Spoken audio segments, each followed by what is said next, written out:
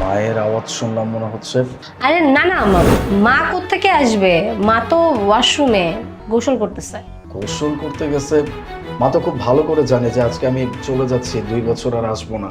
এই সময় গোসল করতে চলে গেছে, আমার সাথে দেখা করবে না? আমার মনে হয় মা ভুলে গেছে। আচ্ছা ঠিক আছে, তুমি এখন যাও, আমি মায়ের সাথে তোমাকে ভিডিও কলে কথা বলিয়ে দিব। ঠিক আছে, সাবধানে থেকো। মা আর ভাইয়ের খেয়াল রেখো। ঠিক আছে, সাবধানে যাও।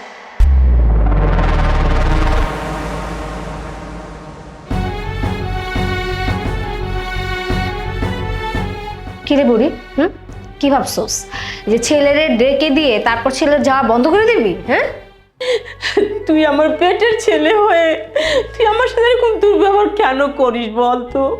আমি কি অন্যায় করেছি? আর বৌমা, তোমার কি একটু মায়া লাগে না আমার জন্য? আমি একজন মুরব্বী মানুষ, আমার তুমি এখন ধাক্কা দা পালাই দিলে আমি কত ব্যথা পাইছি। কি করব তাহলে? হ্যাঁ, কি করব তোমার সাথে? তোমার তো মনে হয় ওই একটাই ছেলে, আমাকে তো তোমার ছেলে মনে হয় না। হ্যাঁ, আমাকে কুড়িয়ে নিয়ে আসছো, সব সম্পত্তি তুমি তোমার বড় ছেলেকে দিচ্ছ। কি আমার ভাগেরটা কোথায়? আমারটা কেন দিবে না? কতবার বলেছি, কথা তো শুনো নাই, তাই আমি এই কাজটা করতে বাধ্য হয়েছি, বুঝেছো? আরে বোকা ছেলে, তুই তো এখনো ছোট, তুই সম্পত্তিতে কি করবি বল?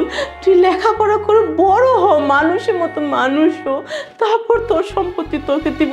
এর থেকে ভালো কিছু দিব তোকে আমি। বৌমা, তুমি এই কাজটা কি করে করলা? আমার ছেলে 2টা বছরের জন্য চলে গেল, আমি শেষ দেখাটা পর্যন্ত আমার ছেলের সাথে করতে পারলাম না। আর তুই তো আমার পেটের ছেলে, আমি তোর গ্রাম থেকে শহরে নিয়ে এসেছি পড়ালেখা করে মানুষের মতো মানুষ হবি, আর তুই কিনা অমানুষ হয়েছিস। বোর কথা শুনে শুনে তোর নিজের মায়ের সাথে এরকম দুর্ব্যবহার করতে পারলি তুই বল? আমি 2-3 বছর গ্রামে ছিলাম, আর তুমি এর মধ্যে সব সম্পত্তি বড় ভাইকে দিয়ে দিয়েছো। মানুষজন কত কথা বলা বলি করছে যে আমি নাকি বড় ভাইয়ের মাথার উপর বসে খাচ্ছি। তুমি এখন আমার সম্পত্তি দিবা, আর না হলে তোমার সাথে আমি এরকম ব্যবহারই করবো সবসময়। 2 বছর তোর হাল কে শুধু শুধু। আলিফ, তুমি তুমি তুমি না চলে গেলে? ভাইয়া ভাইয়া, তোমার তো মিশনে যাওয়ার কথা, তুমি চলে আসলে যে? হ্যাঁ, আমি কি ভাবছিস? হ্যাঁ, আমি কিচ্ছু দেখি নাই, আমার চোখে কিচ্ছু পড়ে নাই, আমি কিচ্ছু জানি না। আমি সব কিছু দেখছি, এই নিজের চোখে আমি সব কিছু দেখছি। তোর লজ্জা করলো না? হ্যাঁ, লজ্জা করলো না? যেই মা তোকে জন্ম দিছে, যেই মা তোকে 10 মাস 10 দিন তার গর্ভে ধারণ করছে, ছোট থেকে মানুষ করছে, সেই মাকে এইভাবে পিটাইতে কি জন্য করলি এটা তুই?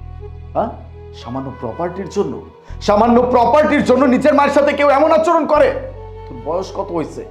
যখন তোর বয়স হয়ে যেত আমি নিজে তোকে সমস্ত প্রপার্টি লিখে দিতাম। আর এই প্রপার্টি দিয়ে আমি কি করব? এই সামান্য প্রপার্টির জন্য মায়ের গায়ে হাত তুলছিস। কত বড় কুলাঙ্গার একটা সন্তান তুই! আমি ভাবতেই পারতেছি না যে আমার ছোট ভাই আমার মায়ের সাথে এরকম একটা আচরণ করছে।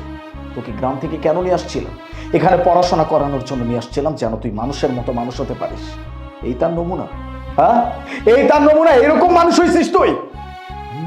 আমি জাস্ট কল্পনা করতে পারতেছি না, যেই মা তোকে জন্ম দিল, যেই মা তোকে মানুষ করলো, আর সেই মাকে কিনা তোরা দুজন মিলে এইভাবে মারতেছিস। আমি কাদের সাথে থাকতেছি? কাদেরকে নিয়ে আমি সংসার করতেছি? ভাইয়া, আমার কোনো দোষ নেই, আমাকে তুমি ক্ষমা করে দাও। এই যে ভাবি, ভাবি আমাকে সব কিছু শিখিয়ে দিয়েছে। মাঝে মাঝে আমার কানের কাছে এসব কথা বলতো, তাই ভাবির কথা মতো আমি ভাবির সাথে মিল দিয়ে এগুলো করেছিলাম ভাইয়া। বুঝতে পারছি, তুই ছোট মানুষ, লোভের তাড়নায় ভুল করছিস। আর তার থেকে বড় কথা, আমার বউ নিজে তোর কানে বিষ ঢালছে, এই জন্য এরকম কাজ করছিস। আমি তোকে মাফ করে দিব, কিন্তু তোকে আমি কোনোদিনও মাফ করব না। তুই যেটা করছিস সেটা অনেক বড় অন্যায় করছিস। নিজের মায়ের গায়ে হাত তুলছিস। ও, নিজের মা কাকে বলতেছি? সে তো তোর শাশুড়ি মা। শাশুড়ি মা কখনো নিজের মা হয় নাকি?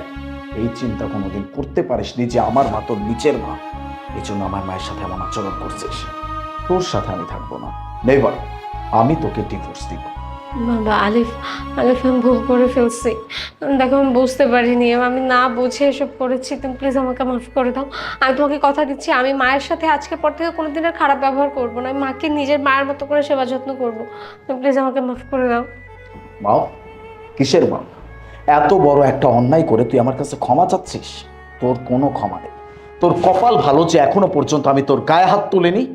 আমি তোকে কিচ্ছু করি নাই, কিন্তু আমার হাত তোর গায়ে ওঠার আগে এখান থেকে চলে যা, নয়তো তোর যে আমি কি হাল করব সেটা আমি নিজেও জানি না। বেরিয়ে যা, ডিভোর্স লেটার সময় মতো পেয়ে যাবে। বেরো।